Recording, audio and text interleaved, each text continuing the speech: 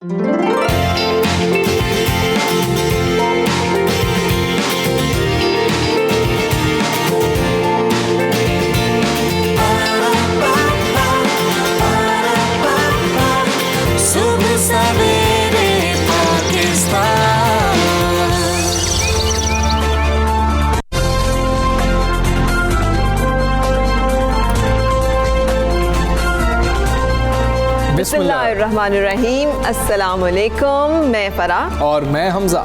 Thank you Hamza. कैसे हैं आप आज सुबह सुबह? मैं तो बहुत अच्छा हूँ अल्हम्दुलिल्लाह। आपको सबको पता है कि मुझे ज़ुकाम था, वो बिल्कुल ठीक हो चुका है और फ़राह भी इससे खुश हैं कि अब ज़ुकाम नहीं है, मुझसे घबराती भी नहीं, डरती भी नहीं है, दूर नहीं रहती।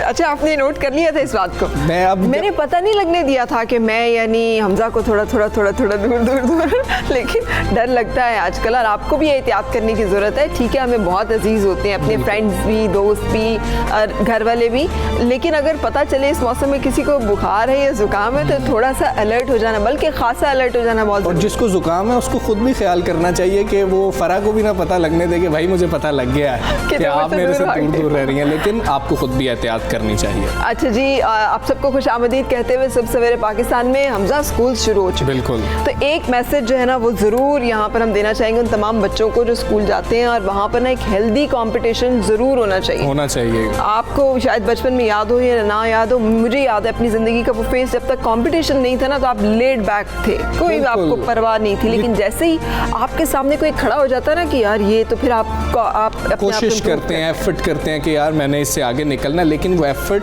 हेल्दी होनी चाहिए। जिस तरह फ़राह कह रही हैं कि आपको बस कोशिश करनी है कि आपने इससे बेहतर करना है और बेहतर करने की कोशिश करनी है। साथ अगर आप उससे बेहतर कर रहे हैं ना, फिर उसको भी थोड़ा सा आगे लेके चले कि भाई तू भी मजीद बेहतर कर सकता है। अच्छा, ये सारा करते हुए मेरी तरफ इशारा क्यों कर रहे हैं? मैं फ़राह कह रहा हूँ कि आप मुझे ना साथ लेके चले। आप बेहतर कर रही हो तो आप कहें कि हमज़ा तुम इससे बेहतर करो, मैं बेहतर कर रहा हूँ। We are a team, that's the spirit। अच्छा हमज़ा, आपको पता है 14वीं सदी ईस्वी की सबसे बड़ी साइंस की दरियाफ्त जो है वो नज़रिया इज़ाफ़ियत है, जो कि आइंस्टाइन की एक फेमस उसकी जो डिस्कवरी है। आइंस्टाइन को बचपन में मैथ्स नहीं आता था। उसको स्कूल से जो है वो मतलब उसको मैथ्स नहीं आता था। अच्छा, फिर उसके बाद आप देख लें तो बहुत सारी ऐसी और हमें पता चलता है, नील बोहर, उसका दीनियात में दिल नहीं लगता था। यानी अगर हम सब कहें ना कि जी हम सारे ही परफेक्ट होंगे, मास्टर होंगे किसी चीज़ में, तो ऐसे नहीं होता। अच्छा, न्यूटन जो है उसे मुताला इंग्लिस्तान जो है, जैसे हमारे यहाँ माशरती उलूम है, नहीं समझ में आता था, उसके लिए ट्यूशन रखनी पड़ती थी। लेकिन एक उसी टाइम पे एक और जर्मन साइंटिस्ट था, डेविड हिल्बर्ट। वो भी रियाजीदान था और वो बड़ा प्राइज रियाजीदान था, लेकिन जो आइजैक न्यूटन, जो आइंस्टाइन है, उसने ये पहले ले आया था ये सारा जो है नज़रिया इज़ाफ़त, सिर्फ इसलिए कि उनका कंपटीशन इतना ज़्यादा था कि कौन दोनों में से आगे निकलता है, कौन ज़्यादा जल्दी करता है। तो उस कंपटीशन में आइंस्टाइन ज़्यादा परसिस्टेंट था हिल्बर्ट की निस्बत। और कुछ दिनों के फ़र्क से वो उस कंक्लूजन पे पहले पहुंच गया जिस पे वो बात। और आज तक दुनिया जो है उनको याद कर रही है जो आगे निकल गया था, सबको वो नाम आता है। बिल्कुल ऐसे ही। और इस तरह हेल्दी कंपटीशन हो तो इजादात होती हैं, हेल्दी कंपटीशन हो तो मुआशरा भी बेहतर होता है, और जो समाजी रवैये हैं हमारे और जो समाज के अंदर बेहतरी के काम कर रहे हैं उनके साथ भी हेल्दी कंपटीशन करें। एक बंदा अगर अच्छा काम कर रहा है उसके साथ भी कंपटीशन करें, मैं तुमसे भी अच्छा काम करूंगा, और इस तरह हमारा मुआशरा भी बेहतर होता जाएगा। फ़राह, टॉप स्टोरीज की जानिब चलें। नवाज शरीफ का लंदन में इलाज तो न हुआ, सियासत शुरू हो गई। APC में जारहाना खिताब करके मुस्तकबिल के अज़ाइम बता दिए। लीगी रहनुमाओं को हुकूमत मुखालिफ तहरीक की तैयारियों की हिदायत। कोरोना फिर सर उठाने लगा। कराची में बढ़ते केसेस पर स्मार्ट लॉकडाउन की तजवीज़। मुल्क में गुज़श्ता रोज़ 50% केस सिर्फ कराची से रिपोर्ट हुए। फ्लोर मिल्स एसोसिएशन ने खतरे की घंटी बजा दी। अगले माह आटे के शदीद बुहरान की पेशगोई। मुल्क में इस वक्त 30 लाख टन गंदम की किल्लत है। Chairman flour mills association.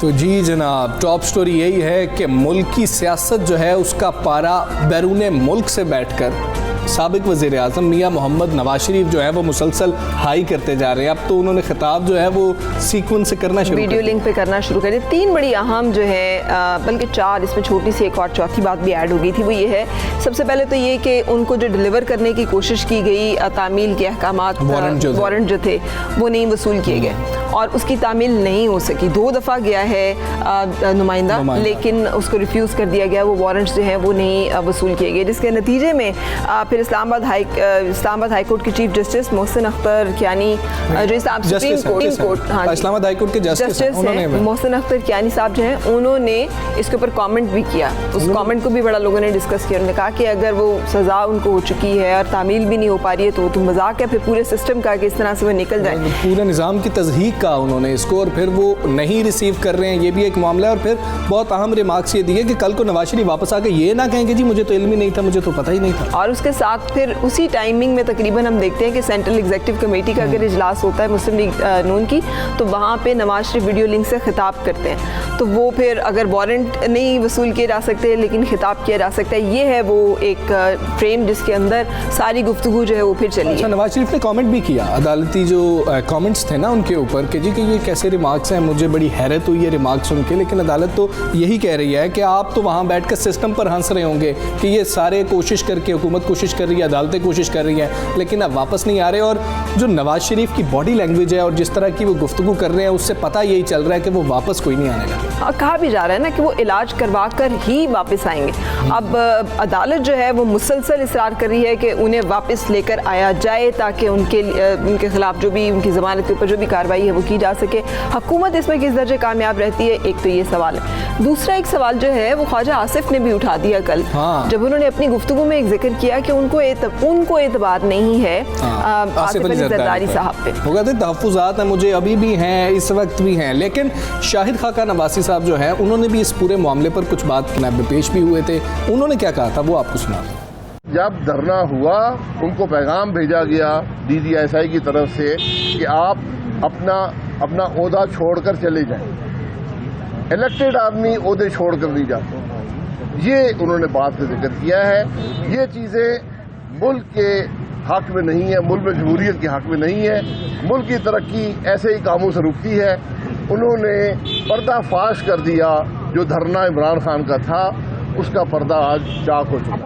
जी, खासी मुतनाज़ा बातें की गई हैं और शाहिद खाकान अब्बासी ने भी वही बातें रिपीट की और ऐसा लग रहा है कि पूरी नून लीग का शायद मौक़िफ़ यही होता जा रहा है। और जब शहबाज शरीफ को गिरफ्तार कर लिया गया था नैब की जानिब से, तब यही कहा जा रहा था कि अब मौक़िफ़ सिर्फ मियाँ नवाज शरीफ का ही चलेगा, उनका बयानिया चलेगा। लेकिन इस हवाले से हमने बातचीत करनी है। फवाद चौधरी साहब हमारे साथ हैं। फवाद चौधरी साहब, कल एक बड़ा अहम और एक बड़ा मुतनाज़ा सा बयान जो है वो ख्वाजा आसिफ का सामने आया है, जहाँ पर उन्होंने आसिफ अली जरदारी साहब के ऊपर अपने तहफ़्फ़ुज़ात का इज़हार किया है कि उन्हें आज भी एतबार नहीं है बावजूद कुछ माजी के वाक़यात के।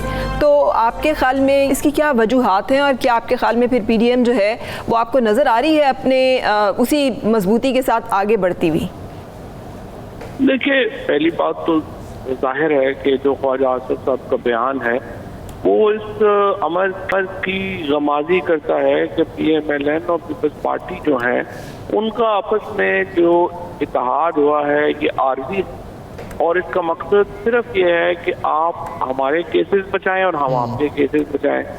और इससे जो ना इनकी कोई आपस में नजरियाती असास एक है, ना इनका आपस में कोई सियासत एक है, ना ही इनका आपस में कोई नजरिया एक है। इनका इस वक्त इत्तेहाद है वो सिर्फ और सिर्फ ये है कि नवाज शरीफ साहब और ख्वाजा आसिफ और ये लोग अपने पैसे बचाना चाहते हैं और जरदारी साहब एंड कंपनी अपने पैसे बचाना चाहते हैं। तो इस तरह के जो छोटे मकसद के लिए सियासत होगी तो जाहिर है वो देर पा तो नहीं हो सकती। ठीक है। और अच्छा साहब, ये जो नून लीग के मौक़िफ़ सामने आ रहे हैं, ख़ासतौर पर मियाँ नवाज शरीफ खासे एक्टिव हो गए हैं, तो वो जो बयानात दे रहे हैं, जिस तरह का खिताब कर रहे हैं, इदारों के बारे में बातें कर रहे हैं, आप क्या समझते हैं कि इस तरह की गुफ्तगू जो उनकी जानिब से की जा रही है बाहर बैठकर, क्या कोई अखलाकी जवाज़ ऐसे शख्स के पास है जो बाहर इलाज कराने गया हो और वापस ना आ रहा, उधर बैठ के बातें कर रहा और पूरी पार्टी ये बात सुन रही हो? दूसरा, मरियम नवाज़ एक्टिव होती हुई फिर से नज़र आ रही हैं, क्या कुछ PTI की गवर्नमेंट को पंजाब में खुसूसी तौर पर कोई मुश्किलात हो सकती हैं? देखिए, पहली बात तो ये है कि ये तो जो मेरा मौक़िफ़ हमेशा से यही था, जिस तरह से इनको बाहर नहीं जाने देना चाहिए, और उसकी वजह यही थी कि जब हमेशा ये एक दफ़ा बाहर जाएंगे तो ये जिस तरीके से फ्रॉड करके, जिस तरह अब तो इस्लामाबाद हाई कोर्ट के जज साहब की ऑब्जर्वेशन है कि चकमा दे के और फ्रॉड करके वो जो है वो बाहर गए हैं और अब वो बाहर बैठ के इदारों को निशाना बना रहे हैं। जब इस तरह के साहिबान बाहर चले जाते हैं तो फिर वो बैरूनी एजेंसीज के एसेट भी बन जाते हैं। और ये एक मेजर प्रॉब्लम होता है पाकिस्तान जैसे मुल्कों में, जो थर्ड वर्ल्ड हमारे जो कंट्रीज हैं, जो उनकी जो पॉलिटिकल लीडरशिप है वो फिर इस्तेमाल होना शुरू हो जाती है। तो इसलिए इनको इस तरह से बाहर नहीं जाना देना चाहिए था, लेकिन खैर बार उनको चले गए। और अब वो जिस तरीके से वहाँ से बयानात दे रहे हैं वो इसलिए दे रहे हैं, वो ये चाहते हैं कि उनके मुकदमात के ऊपर उसको रिलैक्सेशन दी जाए। अब वो प्राइम मिनिस्टर साहब ने थोड़ा पहले ये कह दिया था कि ये सारे लोग आपस में मिल भी जाएंगे और इनके आपस में अलायंस भी हो जाएंगे और ये सारे शोर भी मचाएंगे। तो ये कोई ऐसा काम तो हो नहीं रहा जो इमरान खान ने जो प्रेडिक्शन नहीं की हो। उन्होंने तो पहले ये कह दिया था। तो हम तैयार हैं इंशाल्लाह, जलसे वगैरह करें, मरियम बीबी करें तो ठीक है, उनका हक है वो करें और हम भी देख लें।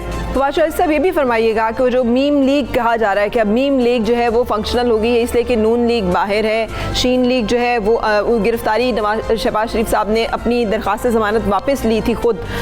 तो अब ये सारे मामलात की रोशनी में भी बताइएगा, जो एक कंट्रोवर्सी थ्योरी ये भी चल रही थी कि नून लीग को तोड़ने की बात की जा रही है। जब नून और शीन में डिवीजन नहीं हुई तो ये ख्वाजा आसिफ वाली स्टेटमेंट का सामने आ जाना, आप समझते हैं कि इस तरह की कोई डिविजन्स, कोई ऐसी फॉल्ट लाइंस भी क्रिएट की जा रही हैं या हो रही हैं नून लीग के दरमियान में? और मुस्लिम लीग नून का जो बयानिया है मरियम नवाज की क़यादत में, वो किस तरह से आपको नज़र आ रहा है आइंदा कुछ अरसे में पाकिस्तानी सियासत में? वो तो देखो ना, वो तो होगी ना, जो इसलिए कि देखें PMLN का जो ऑर्डिनरी वर्कर है या इवन जो MPA है या MNA है, वो इदारों के खिलाफ, स्पेशली फौज के खिलाफ तो तहरीक कराने को तैयार नहीं।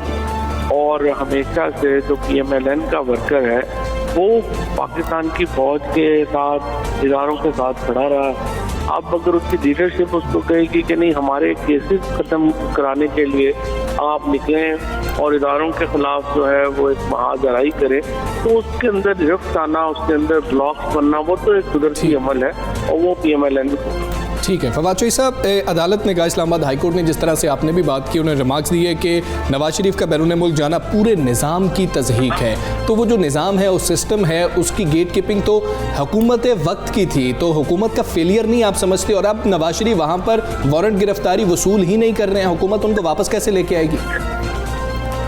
ये उनको वापस आना अब एक सीधा अमल होगा और इसमें कोई सुबह नहीं है। उसको ये है कि जब वो, जैसे मैंने पहले कहा कि जब ये लोग बाहर चले जाते हैं तो फिर बहुत सारा जो इंटरफेरेंस है वो उसमें बढ़ जाती है, वो एसेट बन जाते हैं। इल्ताफ हुसैन को हम वापस नहीं ला सकते डिस्पाइट दैट। आप देखिए वो तो एक क्राइम्स में और मर्डर्स में इन्वॉल्व है यहाँ पे और वो वापस नहीं आ सका। तो इनको लाना तो पिछड़ा मन होता है, लेकिन बहरहाल फिर भी एक्सट्रेडिशन की एक कार्रवाई जो है वो तो अब हुकूमत शुरू करने जा रही है। ठीक है। अच्छा फवाद चौधरी साहब, मुहाजराई की जो सूरत हाल नज़र आ रही है इसमें मुल्क में, ये जो मुसलसल एक सियासी टेम्परेचर बढ़ रहा है, एक PDM ने ये भी ऐलान कर दिया 11 अक्टूबर से वो शुरू कर देंगे सारा मार्च, आपके ख्याल में ये हुकूमत के ऊपर असरअंदाज नहीं होगा? क्या हुकूमत इससे अंडर प्रेशर आएगी, नहीं आएगी? इसके लिए इस तरह का टेम्परेचर ऊपर जाना हुकूमत के लिए या मुल्क के लिए इसका तो बहरहाल नहीं है। लेकिन मसला दूसरी तरफ यह है कि अगर आप ब्लैकमेल ही होते रहे, अगर आप यही करते रहे कि नहीं हमारे केसेस अगर आप खोलेंगे तो हम सियासी तहरीक से लाएंगे और उसके बाद आपको केसेस में रिलीज देने पड़ते हैं, फिर इस तरह भी तो मुल्क नहीं करते। तो मेरा ये ख्याल है कि ये वक्त है इस सीट को लेना और एक दफ़ा हमें केसेस को कंक्लूड करना चाहिए। जी ठीक है। फवाद चौधरी साहब हमारे साथ मौजूद थे, बहुत शुक्रिया आपका। सुबह सवेरे पाकिस्तान, सुबह सवेरे पाकिस्तान। अब जो हम बात करने जा रहे हैं ये इसका ताल्लुक सिंध हुकूमत से है, जहाँ पर कि कराची की अगर सूरत हाल की बात की जाए, NCOC में भी ये मामला डिस्कस हुआ कि वहाँ पे कोरोना के केसेस हैं उनकी तादाद में इजाफे के पेश नज़र स्मार्ट लॉकडाउन जो है वो दोबारा से लगाया जा सकता है। अब इस हवाले से स्कूल खोलने के फैसले में क्या पेशरफ्त रहेगी, क्या स्कूल खोले जाएंगे, बंद किए जाएंगे, ये हम इंफॉर्मेशन लेंगे और जानेंगे। सूबाई वज़ीर तालीम सईद गनी साहब हमारे साथ हैं। सईद गनी साहब, थैंक यू फॉर ज्वाइनिंग। बताइएगा सर, ये NCOC अगर स्मार्ट लॉकडाउन की तजवीज़ दे रहा है और कोरोना केसेस में इजाफा है वहाँ पर, तो क्या स्कूल्स खुले रखे जाएंगे या इसके बारे में कोई मुशावरत की जा रही है कि रिकन्सिडर किया जा सकता है स्कूल खोलने के फैसले को और बंद भी किए जा सकते हैं? देखिए, अभी तक ये हतमी तौर पर कहना कि केसेस क्यों बढ़ रहे हैं ये थोड़ा मुश्किल है, लेकिन जो एक वजह बाज़ाहिर हो सकती है वो ये है कि इस वक्त तमाम जो चीज़ें पहले बंद थी वो रीओपन हो गई हैं, और उसमें ख़ास तौर पे जो शादी ब्याह हैं, जो तकारीब होती है शादी ब्याह की, वो शुरू हो गई हैं। उसमें ज़ाहिर है कि तादाद भी ज़्यादा होती है, और जो हमारा अपना एक्सपीरियंस है, मैंने खुद कई जगहों पर जब मैं गया हूँ तो वहाँ बिल्कुल भी लोग एहतियात नहीं करते हैं, बावजूद इसके कि जो शादी की तकरीब जहाँ हो रही होती है वो जो इंतजामिया है उन्हें वो प्रोवाइड करते हैं, मास्क वगैरह भी देते हैं, बहुत सारी चीज़ें करते हैं, लेकिन लोग उसको इस्तेमाल नहीं करते हैं। एक सबब ये भी हो सकता है। फिर अभी रिसेंटली बहुत सारे ऐसे इवेंट्स गुजरे हैं जिसमें बड़ी गैदरिंग्स हुई हैं, मजहबी त्यौहार गुजरे हैं, तो मुख्तलिफ असबाब उसके हो सकते हैं, लेकिन अभी यकीन से कहना कि कोई एक वजह जिसकी वजह से हो रहा है वो नहीं होता। दूसरा जो सवाल आपने पूछा मुझसे कि स्मार्ट लॉकडाउन कहाँ कर रहे हैं, तो ये स्मार्ट लॉकडाउन नहीं होगा। एनसीओसी में एक फैसला हुआ जिसमें एक और टर्म इस्तेमाल की गई है कि माइक्रो स्मार्ट लॉकडाउन, और इसका मतलब ये रखा गया है कि पहले तो स्मार्ट लॉकडाउन की सूरत में कुछ मखसूस इलाके और मोहल्ले बंद कर दिए जाते थे, इस मरतबा वो भी नहीं होंगे, लेकिन अगर कहीं कुछ केसेस आ जाते हैं किसी एक घर में, दो घरों में, तो उन घरों को जो है वो कोशिश की जाएगी कि वो सील कर दी जाए, वहाँ से लोग ज़रूरी तौर पर बाहर न जाएं, और अगर वहाँ रहने वाले अफराद के पास ऐसी जगह नहीं है कि वो अपने आप को घर में आइसोलेट कर सके तो फिर उनको शिफ्ट कर दिया जाएगा किसी हुकूमत की। जी ठीक है सैयद गनी साहब, जिस तरह से माइक्रो स्मार्ट लॉकडाउन की आप बात कर रहे हैं, तो UC8 जो है मंगू पीर की, वहाँ पर तो उसका नफाज कर भी दिया गया है कि वहाँ पर केसेस सामने आ रहे थे। दूसरा, आप ये कहते रहे कि केसेस इसलिए बढ़ रहे हैं क्योंकि टेस्टिंग ज़्यादा हो रही है, हमने कैपेसिटी बढ़ा दी है, टेस्ट ज़्यादा कर रहे हैं, लेकिन जो वज़ीर सेहत सिंध थी अजरा पेचोहो, वो कहती रही स्कूलों को नहीं खोलना चाहिए। क्या आप अब ये समझते हैं कि एक वजह स्कूलों को खोलना भी है कि केसेस इसलिए कराची में बढ़ रहे हैं? अभी तक स्कूलों के हवाले से तो ऐसी कोई चीज सामने आई नहीं है, और ये भी ध्यान रखें कि स्कूल जो है वो खुले कोई ज्यादा असर हुआ नहीं है, और जो केसेस आते हैं उनमें थोड़ा सा वक्त लगता है, लेकिन स्कूलों में भी कुछ केसेस आए जरूर हैं, लेकिन जो शरह है स्कूलों में जो हम टेस्ट कर रहे हैं उसकी बुनियाद पर तो वो इतनी ज्यादा नहीं है। आज तक जो है वो तकरीबन 0.75% जो केसेस हैं वो स्कूलों से आ रहे हैं, जिसमें अक्सरियत तो जो टेस्ट कर रहे हैं वो असादा की है, और इस वक्त हम तकरीबन कोई 58,000 से ज्यादा टेस्ट कर चुके हैं, जिसमें 12,000 की रिपोर्ट भी आना बाकी। तो स्कूलों में जो टेस्ट हो रहा है उसकी शरह ज्यादा नहीं है, लेकिन मैंने इससे पहले कहा कि मुख्तलिफ वजूहात हो सकती है, हो सकता है कि ये भी एक वजह कहीं थोड़ी बहुत हो। बिल्कुल सही, लेकिन सर ये 747 केसेस में से 365 जो है वो कराची में रिपोर्ट हो रहे हैं। ऑब्वियसली इसमें बच्चे भी होंगे उस फैमिलीज़ में, तो अब जैसे मैंने आपको कहा, कोई इस बारे में लाया अमल तय पाया है कि अगर खुदा न खास्ता सूरत हाल बिगड़ती है तो स्कूल क्या कंसिडर किए जाएंगे कि बंद किए जाएं, या ये हतमी फैसला कि नहीं स्कूल खुले ही रखे जाएंगे और माइक्रो स्मार्ट लॉकडाउन के साथ मैनेज किया जाएगा सूबे को? देखिए, खिलाफ हम सिर्फ इस बुनियाद पर नहीं थे कि कोई फैसला कर रहा है तो उसके खिलाफ पार्टी मत करेगी। वजह ये थी कि हम ये समझते थे कि शायद इसका असर पर ज्यादा नहीं होगा, लेकिन बहरहाल अगर कोई एक डिसीजन होता है किसी फोरम पर, तो हमारी तो कोशिश होती है कि हम उस पर अमल दरामद करें, और ये तासुर भी बड़ा गलत है कि सिर्फ हुकूमत एनसीओसी और एनसीसी के फैसलों को नहीं मानती। मैं तो इस तरह आपको बेशुमार चीजें दिखा सकता हूँ जिससे ये साबित होगा कि सिंध हुकूमत शायद इस वक्त तमाम सूबाई हुकूमतों में सबसे ज्यादा एनसीसी और एनसीओसी के फैसलों पर अमल दरामद करती है।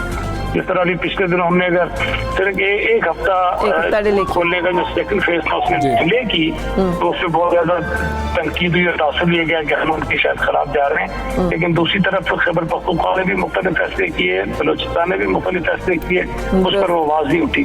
तो जो फैसले होते हैं उसमें सूबों के पास एक गुंजाइश जरूर होती है कि अपने हालात के मुताबिक अगर चाहें तो थोड़ी हालात के मुताबिक फैसलों पर अमल दरामद किया जाता है। सईद गनी साहब हमारे साथ मौजूद थे, बहुत शुक्रिया। बहुत अहम मामला है क्योंकि स्कूल खुल गए, छोटे बच्चे भी अब स्कूल चले गए, और कराची में केसेस जो हैं वो 50% से ज्यादा हैं, जिस तरह से आपने सईद गनी साहब से पूछा। एक ब्रेक लेना और ब्रेक के बाद फिर आपसे मुलाकात।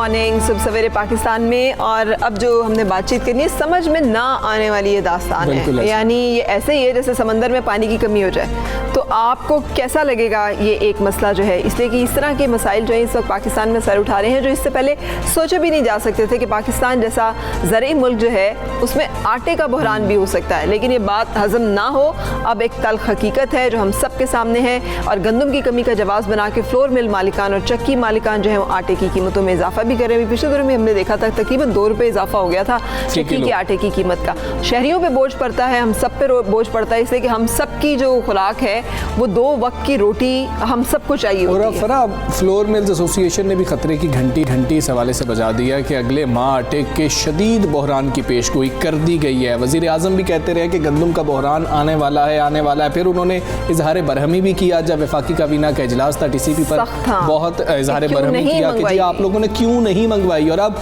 एसोसिएशन के जो चेयरमैन है आसिम रज़ाई, वो ये कह रहे हैं कि मुल्क में इस वक्त 30 लाख टन गंदम की किल्लत है। बहरान की वजह तो यह है कि गंदम फीड मिल्स को फराहम कर दी गई और 15 लाख टन गंदम जो है ये मंगवा रहे हैं, लेकिन फिर भी जो शॉर्टफॉल है इसमें और भी बहुत सारे ट्विस्ट एंड टर्न्स हैं। लेकिन उससे पहले मेरा ख्याल है कि हमने अपने रिपोर्टर से भी कुछ अपडेट जो है वो इस बारे में लेनी है। पहले लोग क्या कहते हैं, पहले वो सुन लेते हैं कि लोगों ठीक। गंदम महंगा कर दिया है, क्या हम घास या पेड़ों के दरख्तों के पत्ते तोड़ के खाएं? 600 रुपये 10 किलो आटा। अगर एक बंदे की 600 दिहाड़ी है तो क्या 10 किलो आटा ख़रीदेगा? 8 घंटे 10 घंटे वो दिहाड़ी लगाएगा। अपने घरों के किराए नहीं भर सकते, बिजली का बिल नहीं भर सकते, गंदम महंगा कर दिया, आटा महंगा कर दिया, ये चीज़ महंगी कर दो कि गरीब जो है ना भूख से मर जाए खाली। असल हुकूमत ना इसको कंट्रोल नहीं कर रही है कि तंदूरों पे 15 रुपये की रोटी मिल रही है, नान 18 रुपये का मिल रहा है। इधर गरीब आदमी बहुत ऐसा फंस रहा है। आटा अपने मुल्क की पैदावार है और उसका रेट इतना ऊपर चला गया है कि गरीब बंदा जो 3 रोटियां खाता था वो समझ लें कि 1.5 रोटी पे आ गया है। हुकूमत अगर आटा मतलब सस्ता भी कर देती है तो स्टॉक करने वाले हैं वो स्टॉक कर लेते हैं, फिर वो मार्केट में भेजते नहीं है। असी रिक्शा चलाने तो आटा बहुत महंगा हो गया, कम को है कोई नहीं दे, महंगाई इन्नी कोई पी है कि जिदी इंतहा ही नहीं थी। खासे परेशान है। फरा इसी पर बात कर लेते हैं। हमारे साथ मियाँ आसिम रज़ा साहब मौजूद हैं, सदर फ्लोर मिल्स एसोसिएशन पाकिस्तान है। मियाँ साहब अस्सलाम वालेकुम, खैरियत से हैं आप? ये बता दीजिएगा कि बुनियादी वजह क्या है? लोग तो बहुत परेशान हैं, उनको बुनियादी वजह भी बता दीजिए कि क्या वजह है, क्यों ये बहरान पैदा हो गया? पाकिस्तान जैसा मुल्क, ज़रई मुल्क, इस बहरान का शिकार क्यों हो गया? बात यह है कि इस टाइम पे जो हमारे मुल्क की पैदावार थी वो अराउंड पिछले साल के निस्बत सरकारी आदाद शुमार के मुताबिक 5 लाख ज़्यादा थी। पिछले साल 2 करोड़ 40 लाख टन हुई, इस दफ़ा 2 करोड़ 45 लाख टन की प्रोडक्शन है। लेकिन पिछले साल आपके पास 40 लाख टन का कैरी फॉरवर्ड था पूरे मुल्क में, इस दफ़ा सिर्फ 2.5 लाख टन का कैरी फॉरवर्ड है। अगर हम इस कैरी फॉरवर्ड के मद्देनज़र रखते हुए देखें तो ओवरऑल टोटल जो पिछले साल आपके पास स्टॉक्स थे गंदम के वो 2 करोड़ 80 लाख टन के थे, इस दफ़ा 2 करोड़ 47 लाख 50 हज़ार टन के, तो 2.5 करोड़ भी गिन लें तो 30 लाख टन का डायरेक्ट स्ट्रेट अवे डेफिसिट है। जो भी आपने बात की फीड मिल्स को दिया गया था पिछले साल, इस साल आपके पास कैरी फॉरवर्ड नहीं था और वो फीड मिल्स को पिछले साल देने की वजह से जो सरप्लस वीट पड़ी हुई थी वो कंज्यूम हुई। अगर वो पिछले साल ना दी जाती तो आपके पास इस दफ़ा भी 10 से 15 लाख टन क्या कैरी फॉरवर्ड होता, जो आपके इस जो अभी इंपोर्ट की हम बात कर रहे हैं उसके अंदर फ़र्क ना डालता। अच्छा ये भी बताइएगा सर, ये बेसिक रीज़न है इस दफ़ा। ठीक है, 3 लाख टन जो है ये प्राइवेट सेक्टर ने तो मंगवा ली है, लेकिन टीसीपी ने अभी तक अपना पहला ऑर्डर जो है प्लेस नहीं किया। उन्होंने कहा कि कीमतें जो है बहुत ज़्यादा उन्हें मिल रही थी। अब तो जो ईसीसी ने कल ही जो सामने आई है खबर वो ये है कि कमीशन मार्जिन भी 2% से कम करके 0.7% कर दिया है। इससे फ़र्क पड़ेगा आपके ख्याल में? ये जिम्मेदारी जो है ये टीसीपी अपनी निभा पाएगा कि वो जितनी मतलूबा मिकदार में गंदम है वो इम्पोर्ट कर पाएँ और जो दिसंबर में बहरान का खदशा आप कह रहे हैं वो टल जाए? देखिए, जो इस टाइम पे फेडरल गवर्नमेंट में जो सरकारी अफसरान हैं वो इस चीज़ पे फोकस किया हुआ है उन्होंने कि प्राइवेट सेक्टर ने कुछ 11 लाख टन के ऑर्डर्स प्लेस किए हैं, तो जब वो आ जाएगी तो ये बहरान नहीं आएगा। देखिए, इस दफ़ा प्राइवेट सेक्टर में फ्लोर मिल्स के पास गंदम नहीं है। पिछले साल 15 लाख टन का स्टॉक था, इस दफ़ा 0% है। 1 या 1.5 लाख टन कोई स्टॉक नहीं होता। मैं तो टोटल फिगर की बात करता हूँ, 2 करोड़ 80 और 2,50,00,000 टन। इसमें जो 30 लाख टन का गैप है, 15 लाख टन अगर प्राइवेट सेक्टर इंपोर्ट कर ले और 15 गवर्नमेंट करे तब ये जाके पूरा होगा। जहाँ तक बात है TCP के ऑर्डर्स प्लेस करने की, प्राइवेट सेक्टर फरवरी के बाद के कोई कंसाइनमेंट बुक नहीं कर रहा, इसलिए कि मार्च में सिंध की गंदम आएगी। तो उन्होंने अब तक जो बुकिंग की है वो 11 लाख टन फरवरी तक की है। फरवरी के बाद की कोई बुकिंग नहीं है। अगर मजीद भी 2-2.5-3 लाख टन आनी है तो इसी असना में आनी है। तो जो बाकी 15 लाख टन का गैप है वो पब्लिक सेक्टर में सरकारी तौर पर आप गवर्नमेंट अगर नहीं इंपोर्ट करेगी तो जो पिछले साल जिस मिकदार में गंदम का इजरा किया जा रहा था फ्लोर मिल्स को ओवरऑल पाकिस्तान, वो मुमकिन नहीं होगा। तो जब वो मुमकिन नहीं होगा तो डेफिनेटली मार्केट में ह्यू एंड क्राई आएगा और ये हम देखते हैं, फोर्सी करते हैं दिसंबर ऑनवर्ड्स। गंदम के ज़खायर नो डाउट जो भी मौजूद है वो आपके लिए जनवरी फरवरी तक जाएंगे। जी ठीक है। क्या एक जो सवाल आता है अवाम की जानिब से, क्या फौरी तौर पर इस बहरान को ख़त्म किया जा सकता है? क्योंकि आज आटा महंगा मिल रहा है, कल भी रोटी महंगी मिलेगी, तो क्या फौरी तौर पर इसका कोई हल होता है? और अगर कोई हल फौरी तौर पर नहीं है तो फिर इस वक्त सूबाई हुकूमतों को और वफाकी हुकूमत को क्या इक़दामात लेने चाहिए कि जो गरीब है उसको कुछ फ़ायदा मिल सके, कोई रिलीफ मिल सके, कीमतों में इस्तेहकाम आ सके? जी भाई देखें, गवर्नमेंट पंजाब के पास या ओवरऑल अगर हम देखते हैं सिंध के पास, पास्को के पास जो दूसरे सूबों को दे रहे हैं गंदम तो मुल्क में मौजूद है। डेफिसिट सिर्फ 15 लाख टन की बात है और जो कि आपके आप समझ लें जनवरी फरवरी मार्च में चाहिए होगा आपको। तो गंदम तो मौजूद है लेकिन जब तक उसकी कंफर्मेशन नहीं होती, बुकिंग नहीं होती, तो जो सूबाई हुकूमतें हैं वो रिलीज़ करने से डरती हैं। लाइक पंजाब गवर्नमेंट के पास जो आज के दिन गंदम मौजूद है वो 17,000 टन योमिया की क्वांटिटी मौजूद है जो वो एंड तक नई फसल आने तक दे सकते हैं। लेकिन पिछले साल 24-25 हज़ार 26,000 टन इशू हो रहा था। तो अगर बुकिंग हो जाएगी तो फिर गवर्नमेंट्स जो सी हैं वो रिलीज़ कर पाएंगी। जहाँ तक प्राइवेट मार्केट में गंदम के आटे की बात है फ्लोर मिल्स के, तो वो कंट्रोल रेट पे जा रहा है लेकिन उसकी क्वांटिटी उतनी नहीं है जितनी डिमांड है, जितनी मतलूबा क्वांटिटी मार्केट को चाहिए। बेसिक फ़र्क यहाँ पे है। ठीक है। अच्छा, एक और चीज़ के बारे में वजाहत कर दीजिएगा कि ये जो डिले है जो आप कह रहे हैं TCP इंपोर्ट करे और फौरी तौर पे इंपोर्ट जो है वो प्लेस करे ताकि मालूम हो कि कितनी गंदम जो है वो आ रही है, इससे भी मसले के हल में मदद मिलेगी। दूसरा, हुकूमत ने 4.1 मिलियन टन की बात की थी कि वो उन्होंने मई में प्रोक्योर कर लिया, मिल गया, उनके पास है। उसके बावजूद क्यों अपने स्टॉक में से गंदम जो है वो निकालते रहे? जो आप कह रहे हैं कि पीछे स्टॉक था हमारे पास और अब नहीं है। अगर हमने गंदम इंपोर्ट करके अपनी कमी पूरी कर ली थी तो फिर स्टॉक सारा जो है वो कहाँ गया है? देखें, यही फ़र्क है।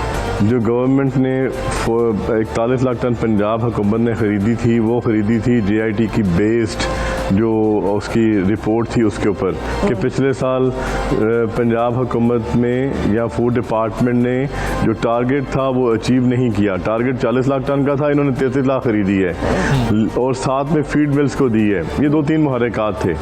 अब उसी JIT की रिपोर्ट को बेस करते हुए इन्होंने इस दफ़ा प्रोक्योरमेंट की और पूरी मार्केट को ड्राई कर दिया।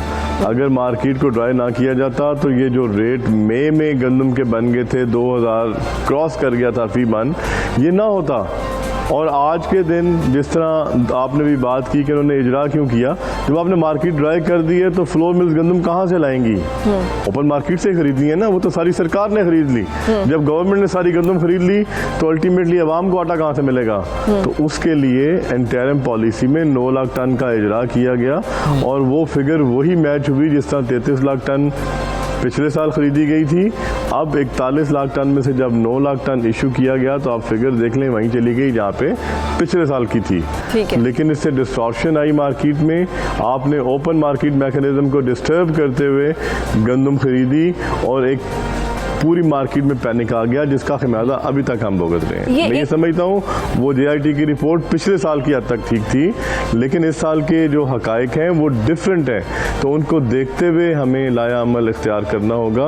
अगर हम इस पे से डेविएशन करेंगे या पिछली रिपोर्ट को बेस रखते हुए चलेंगे तो ऐसा काम हमारा नहीं चल पाएगा। अच्छा सर, ये भी बता दीजिएगा, आपको फ्लोर मिल्स एसोसिएशन के हवाले से भी और अदरवाइज भी आप सारी गंदम मार्केट के रुझान पर नज़र रखते हैं। ये सुस्ती है, कोताही है, गफलत है, लापरवाही है, ये कोई इल्म नहीं है, लैक ऑफ प्लानिंग है, ये क्या चीज़ है जिसकी वजह से पाकिस्तान जैसा ज़रई मुल्क, और अगर हम इंपोर्ट करना भी चाह रहे हैं, वज़ीर-ए-आज़म ने भी यही सवाल किया है कि इंपोर्ट क्यों नहीं हो रही है, क्यों कीमतें जो हैं वो बढ़ें, तो ये वजह कहाँ पे आ रहा है तातुल, वजह क्या है? देखिए, जिस टाइम पे आपके ज़हन में ख़दशात आ जाते हैं कि अगर मेरी कलम से ये साइन होते हुए कोई बात हुई तो कल का इसका सारा बोझ या वज़न मेरे पे आएगा, तो इसी वजह से पंजाब की ब्यूरोक्रेसी भी ख़ुद से कोई अमल नहीं कर रही, वो हर चीज़ कैबिनेट में भेज देती है, और कैबिनेट को जो ब्रीफिंग उन्होंने देनी है कैबिनेट ने वही डिसीजन करना है। अब वो कोई वजन अपने ऊपर लेने के लिए तैयार नहीं है। जीआईटी की रिपोर्ट में लिखा गया पिछले साल टारगेट अचीव नहीं होना, लिहाजा उन्होंने डिस्ट्रिक्ट एडमिनिस्ट्रेशन को लगा के आप ये समझ लें 10-10, 15-15 बोरियां भी घरों में से उठा ली, जो लोगों के पास घरों में गंदम पड़ी हुई थी पूरे साल के खाने की, इन्होंने वो भी ड्राई अप कर दिया। इस टाइम पंजाब के देहातों में गंदम नहीं है जो पिछले सालों में नॉर्मल रूटीन में होती थी। एक बात। सेकंड ये है कि अभी जो करंट सिनेरियो है इसके अंदर भी मिसमैनेजमेंट सिर्फ इस हवाले से है, जो पहला टेंडर आया था टीसीपी का जब ओपन हुई तो वो 232, 235, 245 और $55 का था। इन्होंने 232 और 35 वाली ले ली, बाकी को डिस्कार्ड कर दिया। नेक्स्ट टेंडर जो सा आया वो 260 से ऊपर आया, तीसरा टेंडर 280 से ऊपर आया। अब आप मुझे बताएं कि एक ही महीने के अंदर 240 और 45 वाली छोड़ के आप 275 नहीं ले पाए, जब 275 वाला छोड़ा तो अगला टेंडर 280 क्रॉस कर गया डॉलर पर टन। तो क्या ये दोबारा से कोई नैब का केस या वो नहीं बनेगा? डेफिनेटली बनेगा। इस चीज़ को नजर रखते हुए उन्होंने इसको डिस्कार्ड किया। ये मैं समझता हूँ कि ये इन चीज़ों से यूक्रेन से सर जो गंदम इंपोर्ट की गई उसके बारे में भी कुछ मुतनाज़े मीडिया में खबरें आई, क्या उसकी क्वालिटी सही है उस गंदम की जो गंदम इंपोर्ट की गई है अभी तक? देखिए, जो आपके मुल्क की इंडिजिनस वीट है ना, उसकी क्वालिटी फार बेटर है देन द वीट जो आप इंपोर्ट कर रहे हैं। बाहर नो डाउट कि अच्छी गंदम भी मौजूद होगी, कैनेडियन है, ऑस्ट्रेलियन है, अमेरिकन है, बट उनकी कॉस्ट इतनी ज़्यादा है कि वो आप मैच नहीं कर पाएंगे। अब उनकी कॉस्ट $400 प्लस होगी। तो ये जो हम लेते हैं ये एक आम एवरेज हल्की यूक्रेनियन, चूँकि वीट सबसे सस्ती होती है मार्केट में, तो वहाँ से इंपोर्ट की गई है। उसकी क्वालिटी जो है एज सच देखने में भी और उसकी बनाने में, मिलिंग के अंदर भी उसका फ़र्क है हमारी लोकल वीट से। सर लोग ये कह रहे हैं कि फीड तो क्वालिटी है, ये फीड क्वालिटी है, तो ये क्वालिटी जो है ये फिर सीड क्वालिटी अच्छी होती है। नहीं, फीड क्वालिटी या सीड क्वालिटी अच्छी होती है, feed quality low grade pay होती है। फीड क्वालिटी तो जो अभी आई है, अच्छा, तो वो बहरहाल ये गंदम हमारी क्वालिटी से लो उस पे है। बिल्कुल ठीक है, क्वालिटी से लो गंदम है। मियां आसिम रज़ा साहब हमारे साथ है, बहुत शुक्रिया आपका।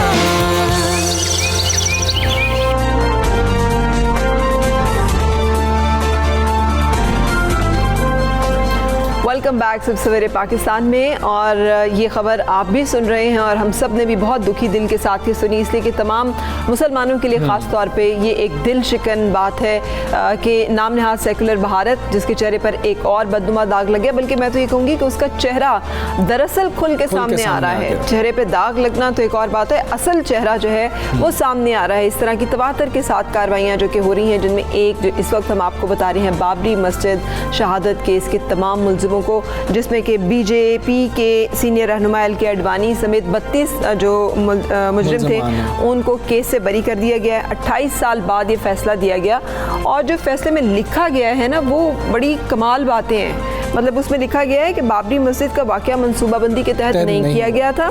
ये कहा गया था कि जो वीडियो है जो पूरी दुनिया ने देखी वो जाली है, ना काफ़ी ऑडियो और वीडियो शवाहिद है जिसकी बिना पर हम इन सारों को बरी कर रहे हैं। और वो जो वीडियो है उस पर हम जो है इन्हिसार नहीं कर सकते, नेगेटिव चूँकि पेश नहीं किए जा सके तो इसलिए कोई ठोस सबूत है ही नहीं कि हमने साबित कर सकें कि ये वाक़या जो है ये मनसूबाबंदी के साथ हुआ। फरा आप देखें ये 49 अफराद थे जिनके खिलाफ जो है ये मुकदमा दर्ज किया गया था और ये तकरीबन 3 दहाइयों, जिस तरह आपने 28 22 साल कहा, 17 जो मुलजमान थे वो तो वैसे ही इंतकाल कर गए और जो बाकी बच गए थे उन सारों को अब बरी कर दिया गया। इस हवाले से ये बड़ी अजीब सी बात है। ये दो केसेस थे, एक तो था कि बाबरी मस्जिद की जो ज़मीन थी उसकी मिल्कियत का केस था जिसका पिछले साल फैसला आया था और वो ये आया था कि जी यहाँ पर राम मंदिर की तामीर होगी और उसका संगे बुनियाद भी फिर भारतीय वज़ीर आज़म ने रख दिया था। और ये भी कहा उन्होंने कि ये जो गवर्नमेंट बनी है मोदी सरकार की, ये बनी ही इस ग्राउंड पर है कि उन्होंने ये सारा वाक़या और ये राम मंदिर बनाना और ये तमाम पॉलिटिक्स जो की गई वहाँ इंतहा पसंदी की, मजहबी इंतहा पसंदी की और उसके साथ साथ हिंदुत्व का वो जो एक कॉन्सेप्ट है उनका, उसके ऊपर ही उन्होंने वोट लिए थे और उसी के ऊपर ही वो अपनी हुकूमत को चलाने की कोशिश भी कर। और मुसलमानों के लिए ये फैसला आया था जी इनको ऑल्टरनेट ज़मीन जो है वो कोई अलग ज़मीन दूसरी जगह पर दे दी जाएगी। और अब ये जो दूसरा फैसला है वो ये था कि जी कि बाबरी मस्जिद की शहादत का ये मामला था और शहादत के मामले के ऊपर भी तमाम जो मुलजमान थे उनको बरी कर दिया गया है। और इसमें भारत के अंदर से बहुत ज़्यादा जो है इस पे रद्द-ए-अमल आ रहा है। 491 साला ये बाबरी मस्जिद है, इसका पहला जो तनाज़ा जो है वो सामने आया था 1853 में और उसी साल फसादात भी हुए थे और उसके बाद फिर हिंदू राज जो है, जो बरतानवी राज है, उन्होंने बाड़ लगा कर 1859 में मंदिर और मस्जिद अलग अलग कर दिया था। और जब ये फैसला निकला, हम इफ्तिखार गिलानी साहब से भी बात करेंगे जो कि एक बड़े नामवर जर्नलिस्ट और कॉलम निगार हैं। Thank you very much for joining us. Iftikhar Gilani sahab, कहिएगा कि लखनऊ की अदालत ने बाबरी मस्जिद केस में LK अडवाणी जिस तरीके से और बाकी जो 32 दीगर जो मुलजमान थे उनको बरी भी कर दिया है। अब आप क्या देखते हैं कि इस फैसले से भारत में रहने वाली अक़लियतों, ख़ास तौर पर मुसलमानों की बात की जाए, उनको क्या पैगाम दिया है अदालत ने? और ये भी बता दें जो गुज़श्ता साल फैसला आया था नवंबर के अंदर, उससे ये फैसला कुछ मुख्तलिफ है या फिर वैसा ही फैसला है? आपका बहुत बहुत शुक्रिया। मैं पिछले 27 सालों से जो है मैंने दिल्ली में सहाफ़त की है और सबसे अहम चीज़ ये है कि मैंने अपनी सहाफ़त का आगाज़ उस वक्त किया जब राम मंदिर की मूवमेंट अपने अरूज पर थी। जो LK अडवाणी की जो उस वक्त जो रथ यात्रा थी उसको मुझे याद है, मुझे पहली असाइनमेंट ही थी उसको कवर करने की। ठीक।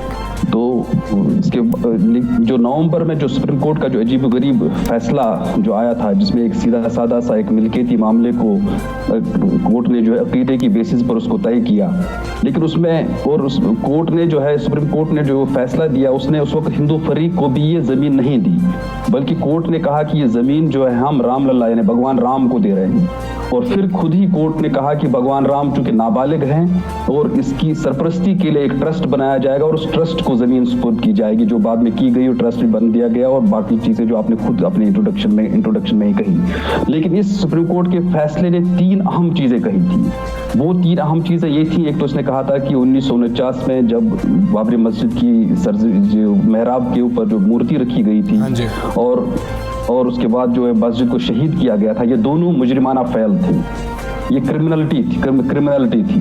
और इसके अलावा कोर्ट ने यह भी कहा कि इस मस्जिद के नीचे किसी भी मंदिर के बाक़ियात का कोई शवाहिद सामने नहीं आए। ये 3 अहम चीज़ें सुप्रीम कोर्ट ने अपनी ऑब्जर्वेशंस में, अपनी जजमेंट में कही थी। उससे एक उम्मीद बन गई थी, उससे एक ऐसी उम्मीद बन गई थी कि जो सेशन कोर्ट जो है खुसूसी ट्रायल जो हो रही थी लखनऊ में, उसमें जो है अब जो मुलज़िमीन जो है, चूँकि सुप्रीम कोर्ट ने खुद कहा कि ये क्रिमिनल एक्ट है, लिहाजा उन जो मुलज़िमीन जो उनको वाकई सज़ा मिल जाएगी।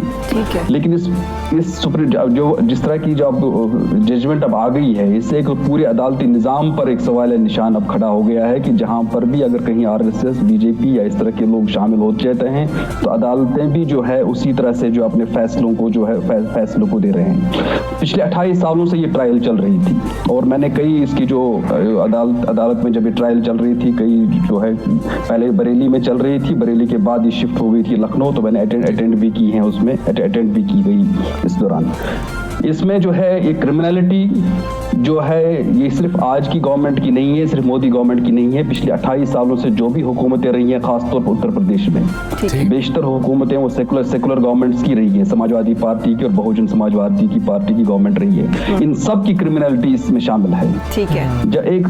जब जिस वक्त बाबरी मस्जिद शहीद की गई उस वक्त एक पहले फैजाबाद कोर्ट में सेशंस कोर्ट में मुकदमा दायर हो गया था और उसके बाद चूंकि लगा था कि यहाँ पर फैजाबाद में शायद जो है यहाँ पर जो वजह से जो है यहाँ पर ट्रायल ठीक तरह से नहीं चली गई थी, बरेली फिर शिफ्ट कर दी गई थी ट्रायल। एक मामूली सा एक नोटिफिकेशन देना था गवर्नमेंट को कि ये स्पेशल कोर्ट के सेटअप करने का, क्योंकि सीबीआई को कोई केस दिया गया था सेंट्रल ब्यूरो ऑफ इन्वेस्टिगेशन को, उसके लिए एक स्पेशल कोर्ट बनानी थी, एक सिंपल सा नोटिफिकेशन।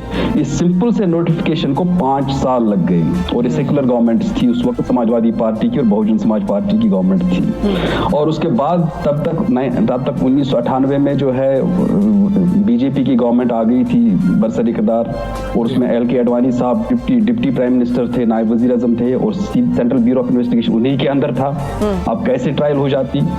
फिर कई मुश्किल से जब हाई कोर्ट जो है मॉनिटर कर रहा था, हाई कोर्ट ने जो है खासी कान खींचे थे गवर्नमेंट के, वो नोटिफिकेशन जारी करवाई थी, और उसके बाद जो है मॉनिटर करते करते जो है इसको जो है फिर बरेली से फिर लखनऊ लेकर गए थे। पहले बरेली में जब चल रही थी ट्रायल, मेरे खुद अपने कई दोस्त जो 1992 में इस वाक़े को कवर कर रहे थे, वो प्रोसिक्यूशन के गवाह थे, विटनेसेस थे।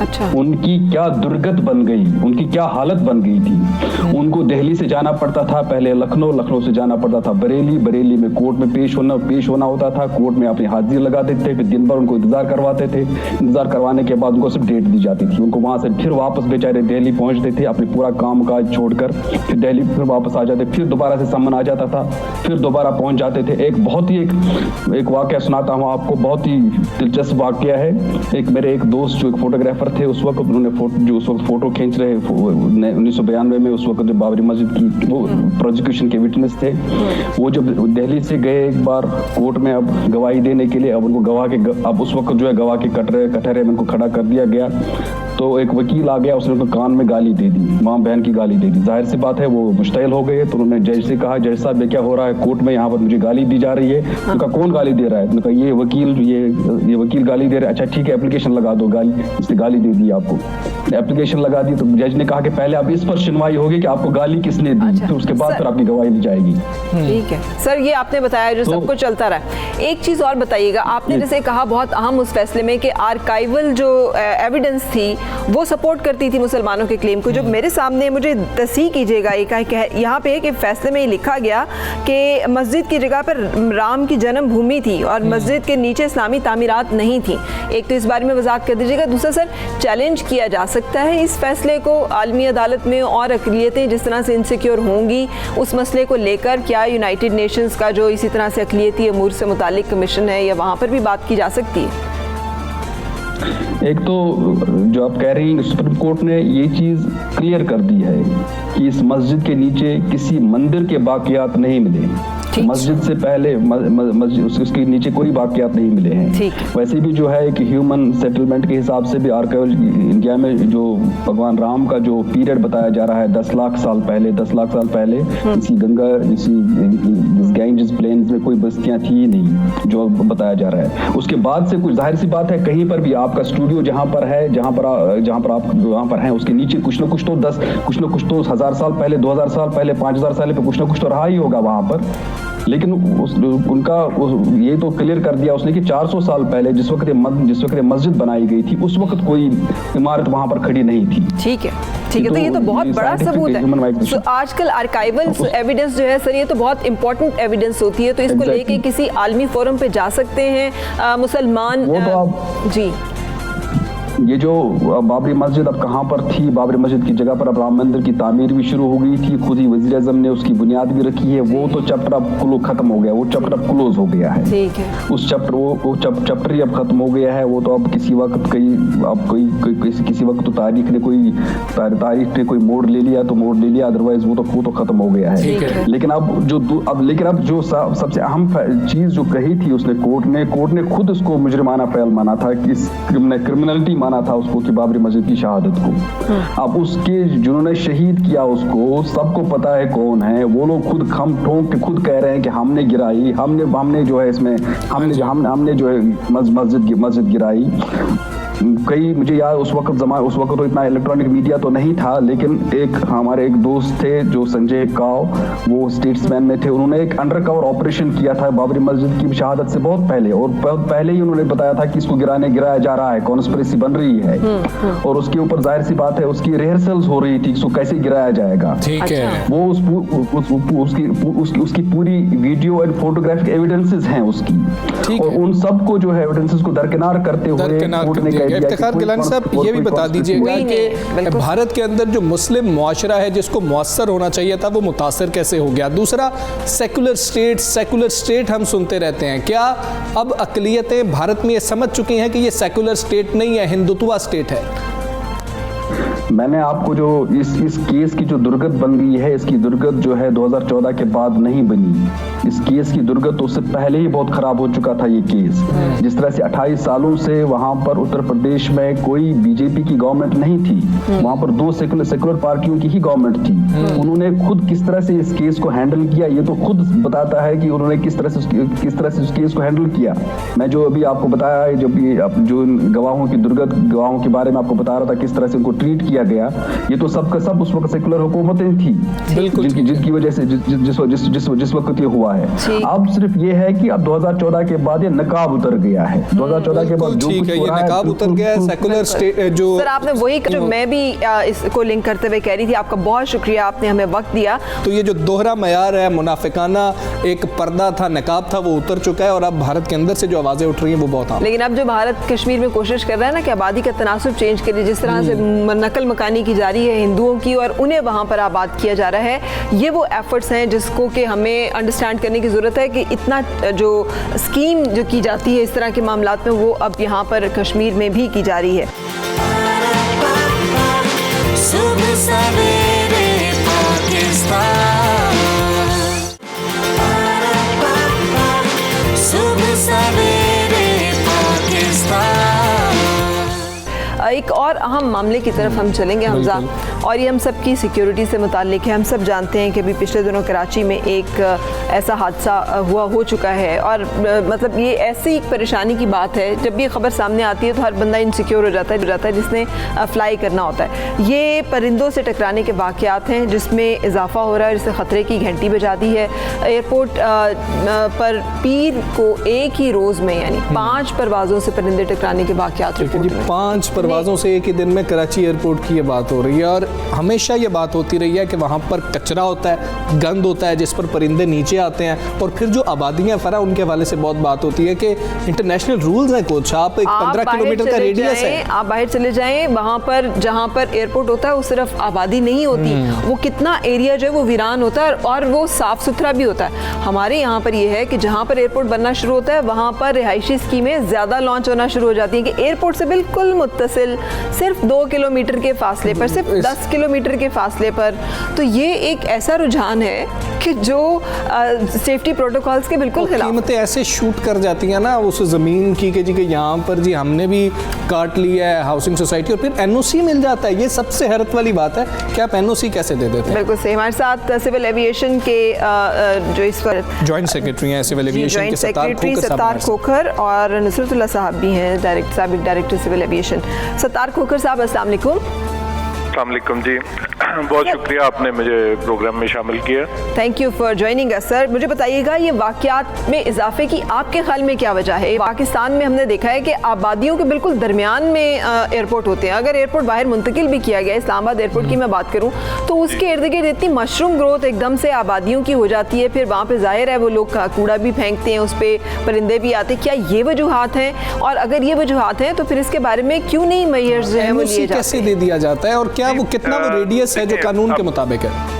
जी, अब ये इशू जो है ये मुख्तलिफ एयरपोर्ट्स मुख्तलिफ प्रोविंशियल गवर्नमेंट्स की उसमें आते हैं। जैसे अब ये पंजाब में उन्होंने एक बहुत अच्छा स्टेप लिया है कि ये बर्ड्स के कंट्रोल के लिए एडिशनल चीफ सेक्रेटरी की सरबराही में एक बड़ी कमेटी बनाई गई है, और उसके नीचे फिर वो जो डिप्टी कमिश्नर्स हैं उनकी वो ज़ैली कमेटियाँ जो हैं वो इसको एक्टिवली मॉनिटर कर रही हैं। अगेन बहुत सारी चीज़ों में हम हमारे जो एयरपोर्ट मैनेजर्स हैं they are reaching out to the community. जैसे उसमें ये हमारे जहाँ जहाँ इर्द गिर्द आबादियाँ हैं वहाँ पे हमारे नुमाइंदे जाते हैं, उनको जाके वहाँ पे लीफलेट्स तकसीम करके आते हैं, मसाजिद से ऐलान किया जाता है। आपने जो गार्बेज का और ये जिक्र किया और पॉपुलेशन सेटलमेंट का, इनके साथ में थोड़ा सा ऐड करूंगा कि जो हमारे शादी हॉल वगैरह हैं वो एक मेजर इशू बनते हैं। अच्छा। कि वहाँ पे वो जो खाना वगैरह जो डिस्पोज ऑफ किया जाता है वो बहुत सारे बर्ड्स को अट्रैक्ट करता है। ठीक है। अगेन इस साल में जो ये किया गया, अब ईद के मौके पे जो जानवरों की आलाइशें हैं उनको अच्छे तरीके से जो अगर डिस्पोज ऑफ किया जाए तो कोई खतरा नहीं है, लेकिन उसमें ये होता है कि ये आलाइशों के ऊपर जो है ना ये चूहे भी आते हैं, आपके दूसरे कीड़े भी आते हैं। सर आप साथ रहिएगा, हमने गुफ्तगू में शामिल करना है नुसरतुल्लाह साहब को भी, साबिक डायरेक्टर सिविल एविएशन। ये मुद्दा पुराना है सर, अब जैसे जैसे आबादी जो है वो बढ़ती जा रही है, जाहिर है जो हम बार बार एक ही सवाल रख रहे हैं हम सामने कि क्यों नहीं रोका जाता। मेरे तो सामने की भी, हम सबके सामने की बात है, न्यू एयरपोर्ट इस्लामाबाद का बनाया गया, इससे पहले कि एयरपोर्ट मुकम्मल होता, रिहायशी जो वहाँ पे इर्द गिर्द हैं, क्या कहना चाहिए, आबादियाँ सोसाइटीज, उन्होंने अपने प्लॉट्स बेच दिए ये कह के कि प्लॉट यहाँ पे एयरपोर्ट बनने वाला है। ये मामला फिर जाहिर है इसकी वजह से मुश्किलात तो होंगी। बिस्मिल्लाहिर्रहमानिर्रहीम, शुक्रिया। मैं सबसे पहले आपके इस सवाल का जवाब दे दूं इस्लामाबाद एयरपोर्ट का। इस्लामाबाद एयरपोर्ट जब ज़ेरे तामीर था उस वक़्त मैं डायरेक्टर एयर नेविगेशन सर्विसेज या ऑपरेशंस था। हमने एक नोटिफिकेशन इशू की थी कि एयरपोर्ट के 5 किलोमीटर के इर्द गिर्द कोई आबादी नहीं होगी। अब उस पर अमल हुआ या नहीं हुआ ये वैसे काम लोकल अथॉरिटीज़ का है और सीए का है कि वो ये चेक रखते। ये की भी इसीलिए गई थी कि फ़्लाइट सेफ्टी और दूसरी चीज़ों को मद्देनज़र रखते हुए। अब मैं आपसे इजाज़त दें तो बर्ड स्ट्राइक्स की तरफ आ जाता हूँ। जी सर। जी। फ्लाइट सेफ्टी हैज़र्ड्स में सबसे ख़तरनाक उनमें से एक है बर्ड स्ट्राइक।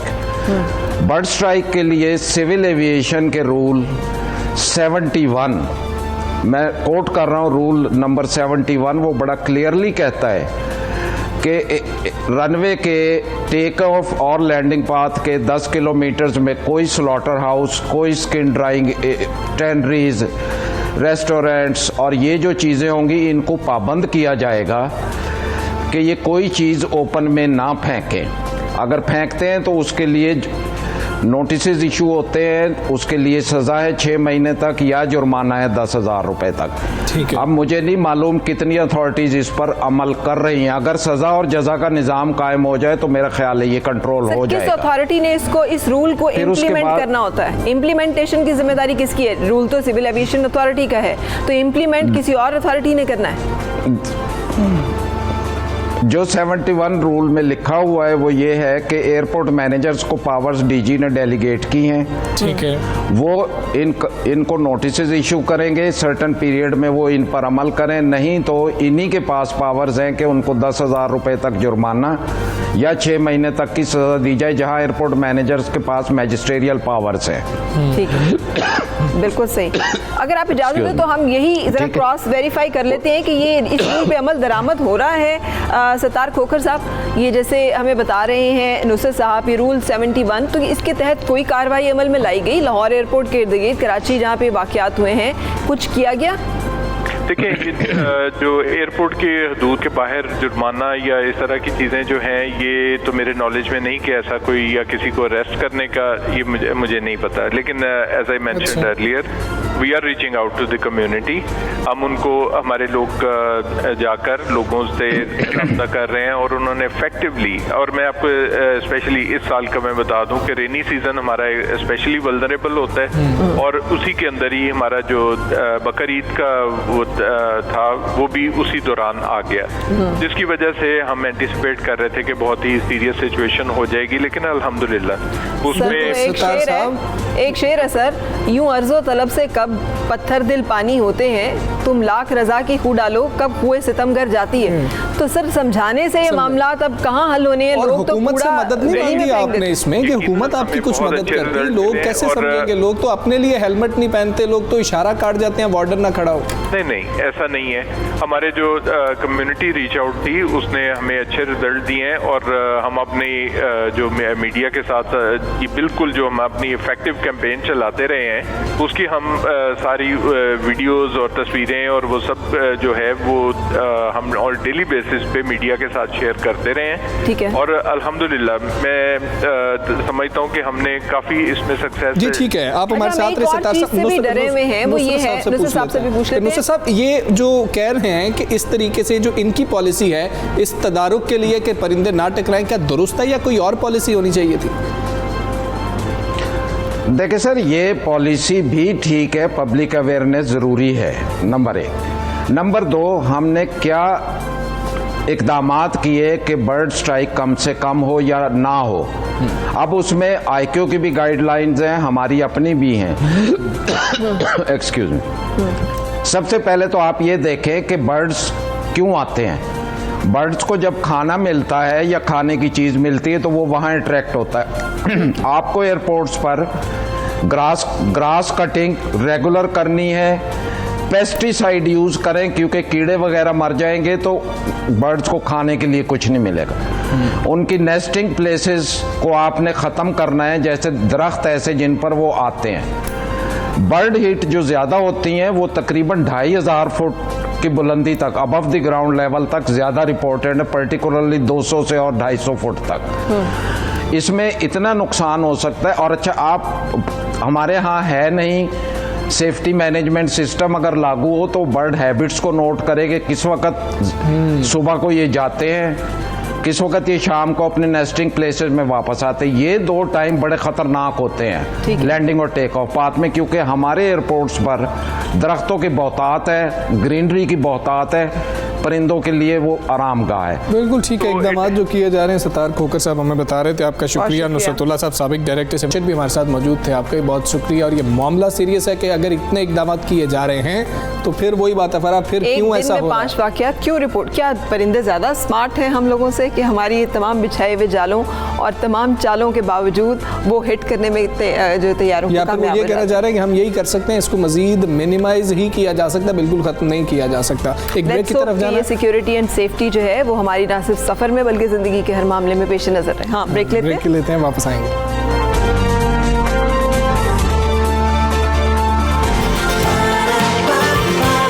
सुबह सवेरे पाकिस्तान,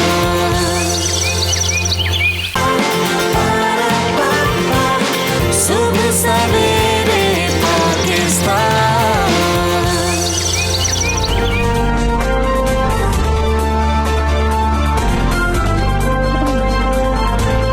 वेलकम बैक, सब सवेरे पाकिस्तान आप देख रहे हैं। और आपने एक सोशल मीडिया पे वीडियो देखी होगी जो बड़ी हमें भी इंस्पायरिंग लगी, इसलिए कि उसमें जो मुकाबला था वो एक रिवायती हरीफ के साथ था। भारत के खिलाड़ी थे, जहाँ पे सर से अखरोट तोड़ने की बात हो रही थी और जो तोड़े गए भारत के खिलाड़ी ने 1 मिनट में सर से 239 अखरोट तोड़े और पाकिस्तान के राशिद नसीम ने 1 मिनट में 254 अखरोट अपने सर से तोड़े और इस तरह से Guinness book of world record में अपना नाम जो है और पाकिस्तान का नाम जो बड़ा टैलेंट है। और फर्क जब पता लगा कि ये तो सोशल मीडिया से वायरल हुए, फिर मैंने इनको थोड़ा सा जब फॉलो किया, मुझे पता लगा ये तो 28 साल से मार्शल आर्ट कर रहे हैं। और इनकी जो एक बेटी है, नन्ही सी गुड़िया है, वो भी कोई रिकॉर्ड बनाने के लिए उसकी भी इन्होंने बड़ी ट्रेनिंग की है। इनसे बात कर लेते हैं। राशिद साहब हमारे साथ मौजूद है। अस्सलाम वालेकुम साहब, कांग्रेचुलेशंस, वेलकम टू सुबह सवेरे पाकिस्तान। वालेकुम सलाम, बहुत बहुत शुक्रिया, थैंक यू सो मच। अच्छा, मुझे बताइएगा कि आपके माशाल्लाह 60 वर्ल्ड रिकॉर्ड इससे पहले आप बना चुके हैं, वो कौन कौन से हैं? और ये वर्ल्ड रिकॉर्ड बनाने का कोई आपको क्रेज़ है, ये शौक है आपका? जी बिल्कुल, मैं अभी तक जो है वो 60 गिनीज वर्ल्ड रिकॉर्ड जो है वो रजिस्टर करवा चुका हूँ मार्शल आर्ट की कैटेगरी के अंदर। और इसके अलावा जो मेरी एकेडमी है वो 75 गिनीज वर्ल्ड रिकॉर्ड जो है वो रजिस्टर करवा चुकी है। और मेरे 9 स्टूडेंट हैं गिनीज वर्ल्ड रिकॉर्ड के अंदर जिनका नाम मौजूद है। और जैसे आपने जिक्र किया, मेरी बेटी है फातिमा नसीम, वो दुनिया की जो है वो सबसे कम उम्र जो है वो मार्शल आर्ट प्लेयर है जिन्होंने गिनीज वर्ल्ड रिकॉर्ड के अंदर जो है मार्शल आर्ट की कैटेगरी के अंदर जो है वो नाम दर्ज करवाया है। अच्छा, वेरी गुड। अच्छा, ये बताइएगा, ये कैसे आप ढूंढते हैं कि कौन से वाला, जैसे सर से अखरोट तोड़ने वाला, हमें तो बड़ा यूनिक सा एक वो लग रहा है कॉन्सेप्ट। सर से अखरोट, और मैंने आपका बेसबॉल वाला भी देखा है, बेसबॉल बैट है वो आपके सर पे को मार रहा है, वो भी क्या स्टोरी है, आप कैसे निकालते हैं ये? देखिए, ये रिकॉर्ड जो है वो गिनीज वर्ल्ड रिकॉर्ड के अंदर ऑलरेडी मौजूद होते हैं। मैंने जैसे हम मार्शल आर्ट की जो कैटेगरीज हैं उसके अंदर एल्बो स्ट्राइक्स के रिकॉर्ड हैं, नी स्ट्राइक के रिकॉर्ड हैं, ब्रेकिंग के रिकॉर्ड होते हैं, स्मैशिंग के रिकॉर्ड्स होते हैं। तो वो हम बेसिकली गिनीज वर्ल्ड रिकॉर्ड की जो वेबसाइट होती है या फिर हम जो गिनीज वर्ल्ड रिकॉर्ड की जो बुक्स होती हैं, जब वो शाया होती हैं तो हम उनमें से वो रिकॉर्ड सर्च करते हैं और अपनी जो एबिलिटीज के हिसाब से जो है वो रिकॉर्ड को देख लेते हैं और फिर उसके बाद उसकी प्रैक्टिस करते हैं और उसको अचीव कर लेते हैं। तो जिसका आपने जिक्र किया वॉल्ट वाला रिकॉर्ड भी बिल्कुल कुछ इसी तरह की उसकी हिस्ट्री है कि वो मैंने सबसे पहले देखा था एक वेबसाइट के ऊपर और फिर मैंने उसको तोड़ने का फैसला किया था। उस वक्त ये 49 का जो है रिकॉर्ड बना हुआ था, अशरीदा फरमान है उन्होंने ये बनाया हुआ था। अच्छा। जब मैंने पहली मरतबा ये रिकॉर्ड किया था तो 49 के मुकाबले में मैंने 150 जो है वो वॉलनट्स जो है वो ब्रेक करके पाकिस्तान का नाम रोशन किया था। तो फिर मेरा जो रिकॉर्ड था बेसिकली जो ये नवीन कुमार है इन्होंने तोड़ दिया था और फिर एक जो है वो सिलसिला बना और फिर इनके साथ जो है वो इटली में जाके मुकाबला हुआ और अल्हम्दुलिल्लाह मैं इसको हराने में कामयाब था। अच्छा, ये सर आपका माशाल्लाह बहुत मजबूत है, इसकी तो कोई टिप बताइए। बाद में आपने कुछ दवाइयाँ खानी पड़ी थी, दर्द नहीं हुई थी? हमें तो देख के सर में दर्द हो रहा था, ये कैसे कर रहे हैं, ऊपर जख्म भी था, ये बिल्कुल कैसे आप कर लेते हैं? देखिए, मैंने आपसे हमारी जो मार्शल आर्ट की जो ट्रेनिंग होती है उसका ये पार्ट होता है कि जिस्म के जो हर हिस्से को जो है वो हम मजबूत करते हैं, चाहे वो हमारी गर्दन हो, चाहे हमारा हेड हो, चाहे वो हमारे आर्म्स हो, चाहे वो हमारा स्टमक हो, थाइज हो, हम हर चीज के ऊपर जो है वो वर्कआउट कर रहे होते हैं, एक्सरसाइजेस कर रहे होते हैं। तो ये बिल्कुल उसी तरह ही एक नॉर्मल सा पार्ट है हमारी गेम का। तो फिर इसको जब लाजिम आता है कि जब आप वर्ल्ड रिकॉर्ड के लेवल पर आपको लेकर आना होता है तो फिर आप इसकी मजीद जो है वो एंड्योरेंस की और दूसरी जो है वो ट्रेनिंग्स करते हैं जिसके अंदर जो है वो जिसके बाद आपके अंदर जो है मजीद बर्दाश्त की जो सलाहियत है वो पैदा हो जाती हैं। और फिर मैं यहाँ पर इस बात का जिक्र करता हूँ कि देखिए, जब बात आ जाती है पाकिस्तान के झंडे की और पाकिस्तान की और हमारे मुल्क पाकिस्तान की, तो फिर ये दर्द और ये तो बहुत मैं समझता हूँ कि एक छोटी सी जो है ना वो दर्द है, वो पाकिस्तान की मोहब्बत के सामने तो मैं समझता हूँ कि कोई उसकी अहमियत ही नहीं है। सर, मैं इनसे पूछना चाहता हूँ, बचपन से ही मैं ये बात सोचता था, मुझे नहीं पता इसके बारे में, ये गिनीज वाले बुलाते कैसे हैं, उनको कैसे पता लग जाता है कि राशिद साहब इतने काबिल आदमी हैं कि इनको बुलाना चाहिए, ये वर्ल्ड रिकॉर्ड बनाएंगे? शुरू से ही जो है वो अल्लाह ताला का इस मामले में बड़ा मेरा करम रहा है मुझ पर। जब भी मैंने कोई गिनीज वर्ल्ड रिकॉर्ड बनाया तो ज्यादातर जो मेरे रिकॉर्ड्स हैं वो वायरल हो जाते हैं। और इससे पहले मेरा ग्रीन कोकोनट का रिकॉर्ड था, उसके अलावा मेरा एक सर के साथ मैंने एक दफा बॉटल्स ओपन की थी, वो भी एक बड़ा इंटरेस्टिंग किस्म का एक रिकॉर्ड था। तो वो इंटरनेशनली जो है वो वायरल हुआ तो मुझे मुख्तलिफ जो टीवी शोज है गिनीज वर्ल्ड रिकॉर्ड की, क्योंकि उनके पास हमारा सारा डेटा होता है, तो वो बेसिकली जो मुख्तलिफ पूरी दुनिया के जो टीवी शोज होते हैं वो उनसे राब्ते में रहते हैं गिनीज वर्ल्ड रिकॉर्ड वाले।